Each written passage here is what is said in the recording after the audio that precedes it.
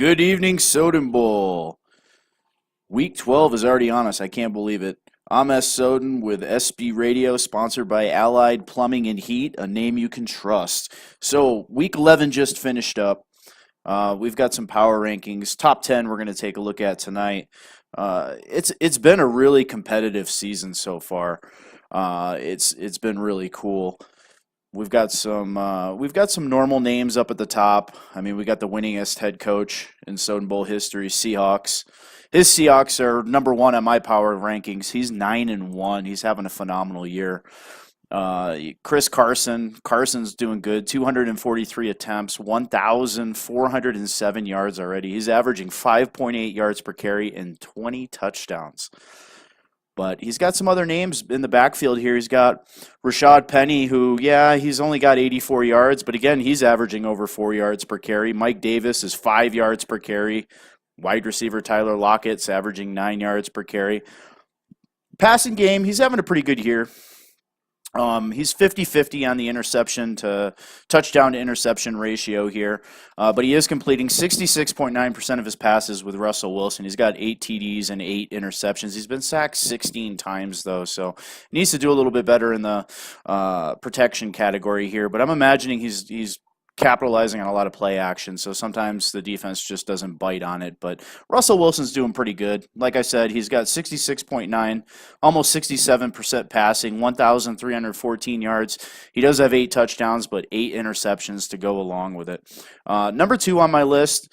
Number 2 is Coach Shanks, very dominant user. Cleveland Browns, 8-2. I mean, that's just fantastic. That Browns roster is it doesn't have much talent, and to be 8-2 with them, and I know he's had a pretty decently tough schedule so far. To go 8-2 with the Cleveland Browns is just amazing in my book. Once he gets some weapons around him, look out, guys. I mean, already he's 8-2 now, but I can't imagine what he's going to be like, when he gets some more weapons or develop some of these players. Looking at the Browns, they're actually pretty well balanced here. They've got Nick Chubb running the ball for 475 yards, 4.9 yards per carry. He's got 4 touchdowns. You got Duke the Juke Johnson, 380 yards on the ground, 4 touchdowns for him. Both backs are averaging near 5 yards per carry. Rookie quarterback Baker Mayfield.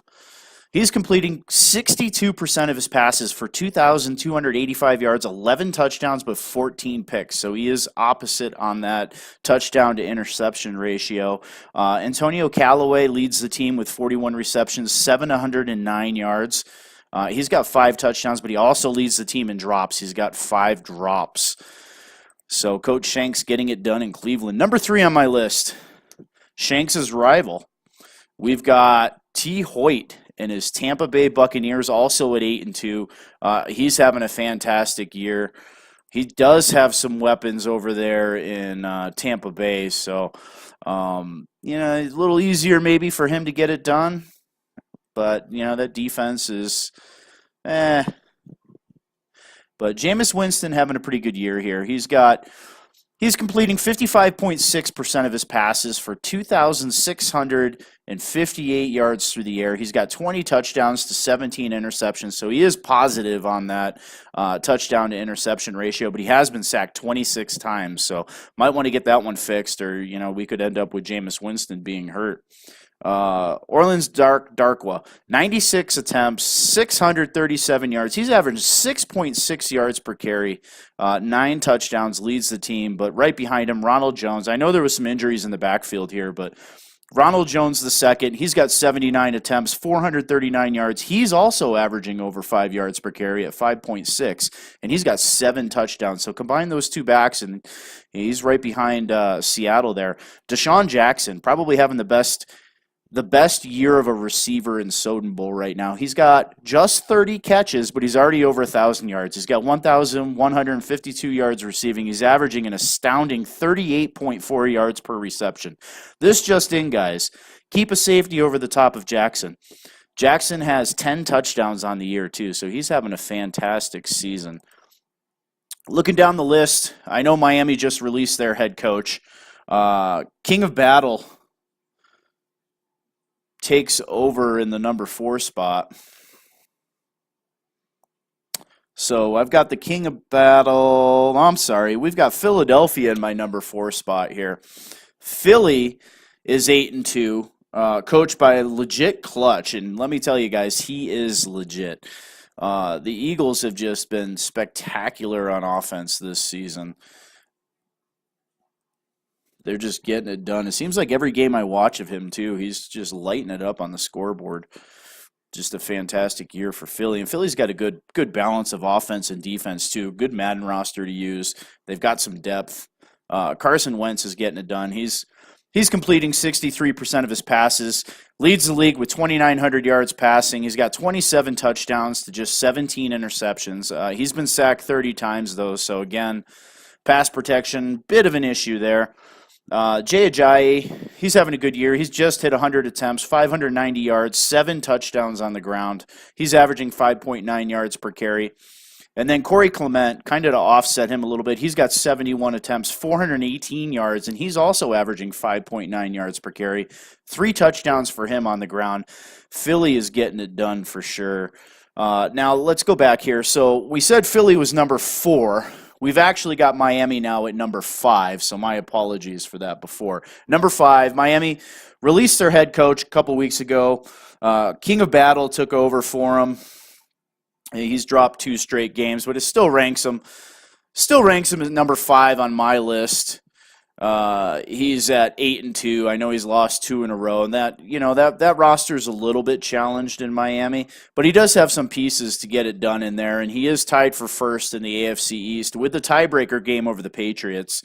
Looking through Miami's stats, very defensive-oriented team here. Although Tannehill was having a pretty good year, he's completing 59.6% of his passes for 1,791 yards through the air, 17 touchdowns and just 7 interceptions. So he's doing good.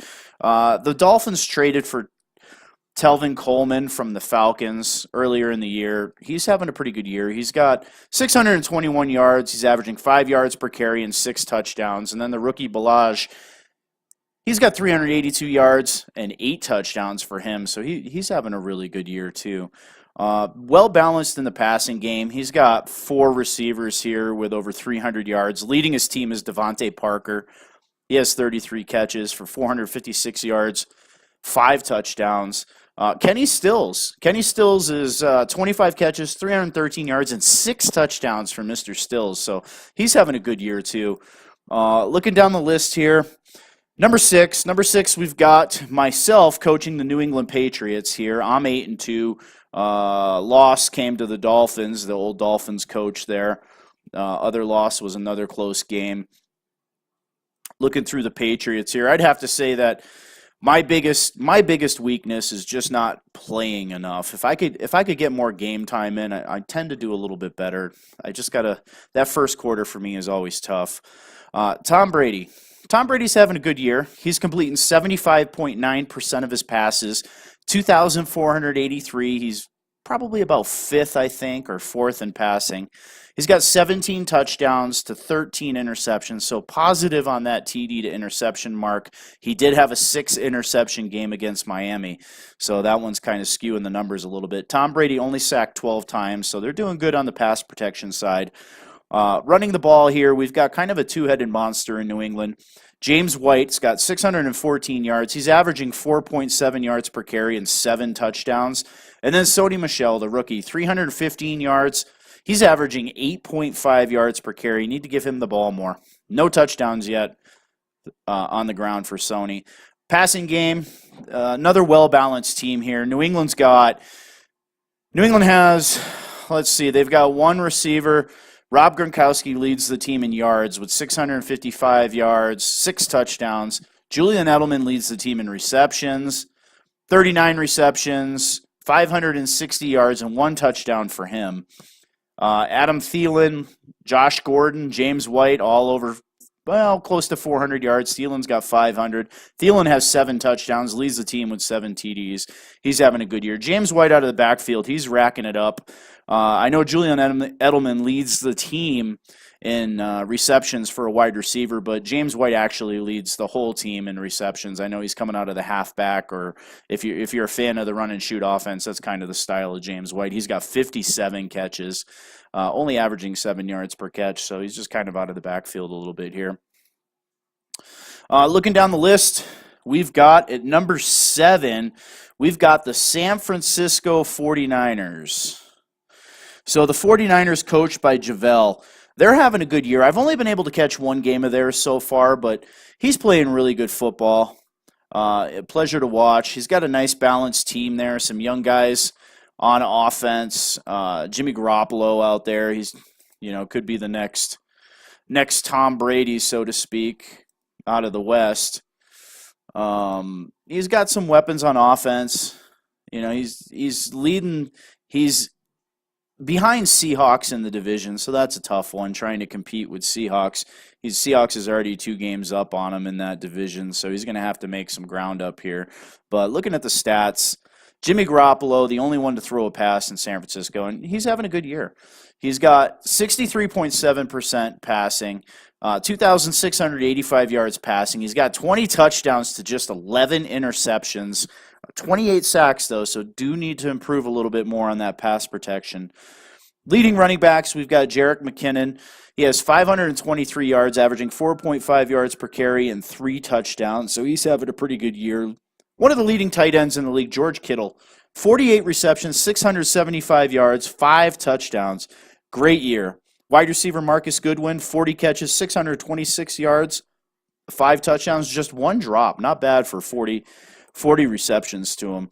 Looking down the list, we've got the Minnesota Vikings. Minnesota's sitting at 7-3, coached by D. Ellis, longtime Soden Bowl coach.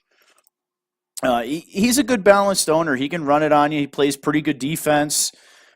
Pretty much anything he needs to do to win a game, he will do. One game he could throw for 300 yards. The next game he'll throw for almost nothing and run the ball on you right down your throat. So Ellis is a good balanced owner. Looking through the Vikings stats, Kirk Cousins, I know he's making a ton of money, but he's producing in Minnesota for Ellis. He's completing almost 70% of his passes, 2,283 yards through the air, 22 touchdowns to just 7 interceptions. Great TD to interception ratio. Sacks, he's only been sacked 12 times, a lot like Tom Brady. He's getting that ball out quick. That offensive line is doing a good job. Dalvin Cook is right behind Carson of Seattle. He's got 1,371 yards rushing already, 8.2 yards per carry, 9 touchdowns. This just in. If you play Minnesota, stop the run. But don't key on the run too much. Stephon Diggs, 51 receptions, 720 yards. He's got 10 touchdowns already. Only 3 drops out of 51 receptions. That's outstanding. Kyle Rudolph getting it done in the tight end position. He's got 371 yards, another touchdown to add to it. Looking at the number 9 spot. Number 9, we've got the Atlanta Falcons. Coach Crowd Pleaser. This guy is fun to watch on offense. He slings it all over the place. It's a good roster. I mean, he's got Julio Jones. He's bouncing in and out of the league leader for receivers. And then you got the rookie Ridley. He's having a great year too. So just a fun team to watch. Kind of a tough division too down there in the South. They got the Saints. He's doing good though. Very, very fun to watch. Looking at the stats in Atlanta. Matt Ryan's got 60.8% passing, 2,820 yards through the air, 19 touchdowns to 18 interceptions. He has been sacked 30 times, so do need to improve on the pass protection in there. Also, that touchdown-interception ratio is a little bit too balanced. Devontae Freeman, Kenyon Drake, both getting it done out of the backfield. 458 yards for Freeman, 4 touchdowns, 379 yards for Drake, and 4 more touchdowns for him. Looking at the receivers here, we've got Calvin Ridley, 50 receptions, 1,039 yards, 10 touchdowns. Not bad for the rook. Julio Jones, 43 catches, 889 yards. He also has 4 touchdowns. Just a tough offense to slow down. Rounding out my top 10, one of my favorite games, one of my favorite coaches to watch. Number 10, Cincinnati Bengals, Coach Beasley Beeman. another fun team to watch. He's 7-3, ranks out in my top 10. I mean, he could sneak in anywhere from 7 to 10. He just needs to get more games under his belt there to move up that list a little bit. But watching him, I'd say as the year progresses, I'm seeing some teams kind of key into what he's doing now that they have some game film on him. He does like to stretch the field, so you really got to watch out for A.J. Green if you're playing him, because he won't be afraid to throw that sucker up if he's got man-to-man coverage. Andy Dalton's having a pretty good year here. He's completing 65% of his passes for 2,631 yards. He's got 15 touchdowns to 11 interceptions, but he has been sacked 40 times. Got to improve that, otherwise you could end up with an injured Andy Dalton. Season's more than halfway done, so some of these playoff teams, you got to start saving some of these guys so they don't get hurt for the playoff time. Joe Mixon's having a pretty good year here. He's got 843 yards rushing, 5.2 yards per carry, and 11 touchdowns. Right behind him, Giovanni Bernard. He's got 312 yards and 7 touchdowns. So that also is kind of a two-headed rushing attack out of Cincinnati. Very good receiving core here stat-wise. We've got Tyler Boyd. Boyd is 655 yards, 3 touchdowns. A.J. Green, 632 yards, 4 touchdowns. John Ross, the speedster, 620 yards and 5 touchdowns for him. And then all-pro tight end Tyler Eifert, 416 yards receiving and 2 touchdowns for him. So outstanding job there for the Cincinnati Bengals, ranking out my top 10. We've got some interesting games for the game of the week this week in Week 12. One matchup I'm looking at. We have the 7-3 San Francisco 49ers at the 8-2 Tampa Bay Bucks. We've got Javale versus Hoyt. I think that's going to be a killer matchup right there. So that is probably my number one matchup of the week so far. Number 2, we have the 8-2 Cleveland Browns. It could be the number 1 ranked Browns. Seahawks kind of edging them out there. But anyways, we got the number 2 ranked Cleveland Browns traveling to the 7-3 Cincinnati Bengals to take on Beasley Beeman. This should be one heck of a matchup here. 2 good offenses facing each other. I'm kind of interested to see how Cleveland defends Cincinnati here with A.J. Green and Ross over the top and Mixon running the ball good out of the backfield. But on the flip side, Cleveland's playing outstanding football too. So this could be a playoff matchup here between these two teams, and definitely a very important divisional matchup here in the AFC North. Well, that's all we've got for you. So Week 12's upon us. Get those games in, guys. We advance in 3 days. I'm out. Soden Bowl Pro League, sponsored by Allied Plumbing and Heat. Have a good night, guys.